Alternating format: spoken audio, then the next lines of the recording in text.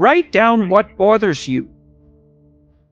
You know, there's going to be things about life, about the current political situation, about the details of your personal life, your relationships with other people that bother you. Now, a million things could bother you, and some things do. Those are your problems. And your destiny is in your problems. And then I would also say, well, watch yourself for a couple of weeks and see what you're doing when what you're doing appears meaningful. Right? When your interest is gripped and you're compelled. Because when you're in the place where you are, when your interest is compelled and you're gripped, you're where you should be. And one of the things you want to learn is how to be there more. You have to kind of treat yourself like a stranger to figure that out because, well, as you said, you know, you haven't been able to find your path precisely. Well, that means you don't know who the hell you are. Well, that's what it means, fundamentally. You know, you may know some things about yourself, but you don't know yourself as deeply as you might. You have to understand that there's a certain degree of arbitrary strangeness about you and about the things that will compel you and grip you. And you need to discover what those are. And paying attention can help. It's like, where am I when I think I'm where I should be? And what am I doing? And you can ask yourself that over a 2-week period or a 1-month period, like you're asking someone you don't know. Imagine 5 years from now. And I literally mean imagine this. Okay, imagine 5 years from now. Now, here's the deal. You can have what you want and you need, and you can be who you want to be. But you have to figure out what that is. That's the price you have to pay. So now you have to fantasize. It's like, okay, if I was who I would want to be, and if I had what I needed and I wanted, what would that look like? Write it down for 15 minutes. You're not going to get it right. Just sketch it out. And then you can do the opposite, which is, all right, now if I let my bad habits and inadequacies have the upper hand and order me in, what sort of hell could I occupy in 5 years? That's useful to know, too, because that's a good way of specifying where you don't want to go. The first part of the exercise helps you specify where you do want to go.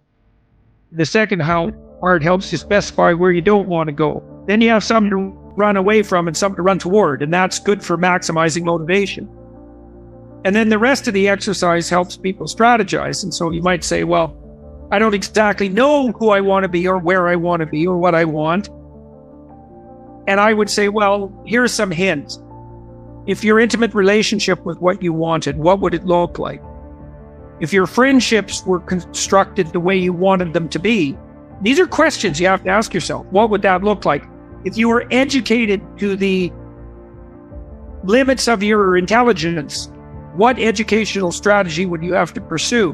What job or career would you want or need if you could have what you wanted or needed? How should you use your time outside of work? How would you take care of yourself mentally and physically? What services might you render to your family and your community if you could do it in the manner you wanted? And that's 7 different questions, to sort of differentiate your life. Man, it's worth spending a few days figuring that out. We did that with university students before they went to university, and it dropped their dropout rate 50%. 90 minutes of writing dropped their dropout rate 50% and raised their grade point average 35%. So you need a vision, man. You need a vision. And you can develop a vision by pursuing what's interesting to you. You can develop a vision by taking the problems that beset you seriously. And you can develop a vision by working with yourself to develop a vision. Let's say you love someone. Maybe you have a friend, maybe it's your wife, maybe a child, and you really love this person, and you say to them, I really like to know what you want, and knowing that, maybe I can figure out how to help you. If you would let me know. You can ask yourself the same damn question. Imagine that you dared to assume that you were worth attending to, and that it would be okay if things worked out optimally for you in the best possible way. Just imagine for a moment that that was okay. Well, then you could ask yourself, well, all right, what would that look like? That's an unbelievably useful exercise. That's a prayer, man. That's a prayer, fundamentally. And that's a prayer devoted towards the seeking of a revelation. Perhaps you should also be positioning yourself for a lateral move. into another job, for example, noting as you may, "This occupation is deadening my soul, and that is truly not for me. It is time to take the painstaking steps necessary to organize my CV and to engage in the difficult, demanding, and often unrewarding search for a new job."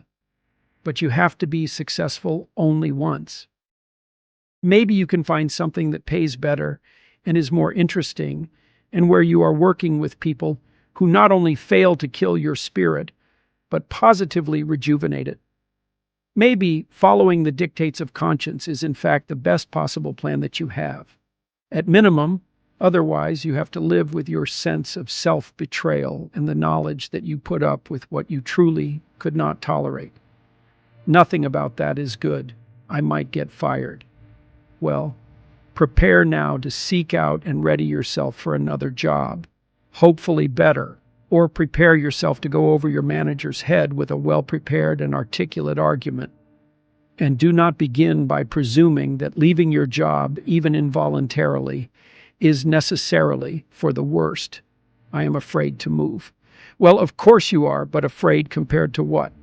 Afraid in comparison to continuing in a job where the center of your being is at stake, where you become weaker, more contemptible, more bitter, and more prone to pressure and tyranny over the years. There are few choices in life where there is no risk on either side, and it is often necessary to contemplate the risks of staying as thoroughly as the risks of moving. I have seen many people move, sometimes after several years of strategizing, and end up in better shape, psychologically and pragmatically, after their time in the desert. "Perhaps no one else would want me." Well, the rejection rate for new job applications is extraordinarily high. I tell my clients to assume 50.1, so their expectations are set properly. You are going to be passed over, in many cases, for many positions for which you are qualified. But that is rarely personal. It is, instead, a condition of existence, an inevitable consequence of somewhat arbitrary subjection to the ambivalent conditions of worth characterizing society.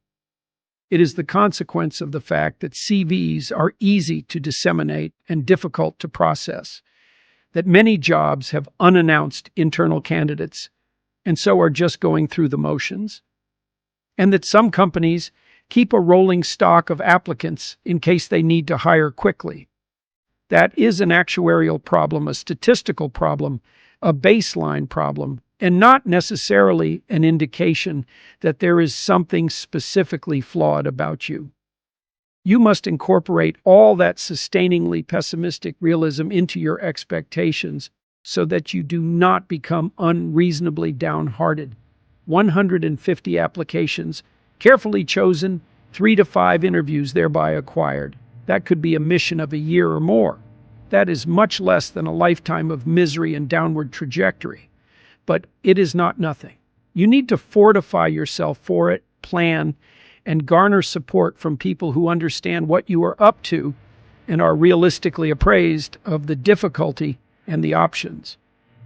Now, it may also be that you are lagging in the development of your skills and could improve your performance at work, so that your chances of being hired elsewhere are heightened. But there is no loss in that.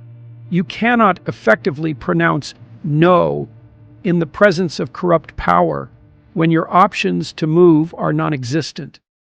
In consequence, you have a moral obligation to place yourself in a position of comparative strength, and to do then what is necessary to capitalize on that strength. You may also have to think through worst-case situations and to discuss them with those who will be affected by your decisions. But it is once again worth realizing that staying where you should not be may be the true worst-case situation, one that drags you out and kills you slowly over decades. That is not a good death, even though it is slow, and there is very little in it that does not speak of the hopelessness that makes people age quickly and long for the cessation of career and, worse, life. That is no improvement. As the old and cruel cliché goes, if you must cut off a cat's tail, do not do it half an inch at a time. You may well be in for a few painful years of belated recognition of insufficiency, and required to send out 4 or 5 or 10 job applications a week, knowing full well that the majority will be rejected with less than a second look. But you need to win the lottery only once, and a few years of difficulty with hope beat an entire dejected lifetime of a degenerating and oppressed career.